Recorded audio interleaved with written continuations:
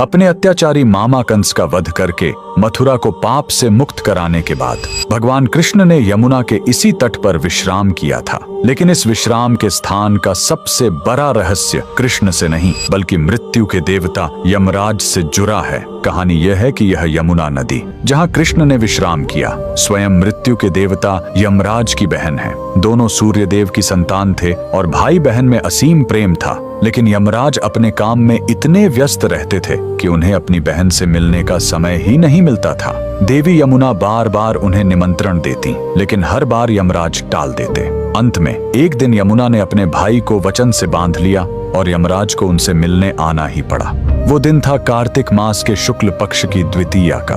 उन्होंने अपने भाई का प्रेम से सत्कार किया। इस स्नेह से यमराज इतने प्रसन्न हुए कि उन्होंने यमुना को वरदान मांगने के लिए कहा। तब यमुना ने अपने लिए कुछ नहीं मांगा। उन्होंने कहा, हे भैया, मैं यह वरदान मांगती हूँ कि आज के दिन जो भी भाई अपनी बहन के घर जाकर उसका आतिथ्य स्वीकार करेगा उसे कभी भी आपकी यमपुरी यानी यमलोक का भय नहीं रहेगा। यमराज ने तथास्तु कहा और माना जाता है कि इसी दिव्य क्षण से भाई दूज के त्योहार की शुरुआत हुई। और जिस पवित्र स्थान पर भाई बहन का यह दिव्य मिलाप हुआ था, मथुरा के उसी विश्राम घाट पर आज स्थित है भारत का एकमात्र ऐसा मंदिर जहां यमराज अपनी बहन यमुना के साथ पूजे जाते हैं, श्री यमुना धर्मराज मंदिर। मान्यता है कि आज भी भाई दूज के दिन इस घाट पर यमुना में एक साथ स्नान करने वाले भाई बहन को अकाल मृत्यु का भय नहीं रहता। सभी भाई बहन कमेंट में जय यमुना मैया जरूर लिखें। अपने अत्याचारी मामा कंस का वध करके मथुरा को पाप से मुक्त कराने के बाद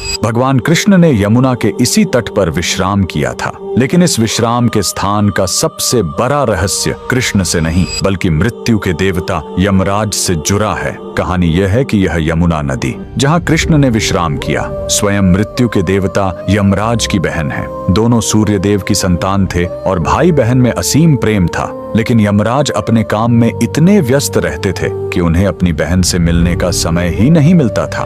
देवी यमुना बार बार उन्हें निमंत्रण देती, लेकिन हर बार यमराज टाल देते। अंत में एक दिन यमुना ने अपने भाई को वचन से बांध लिया और यमराज को उनसे मिलने आना ही पड़ा। वो दिन था कार्तिक मास के शुक्ल पक्ष की द्वितीया का।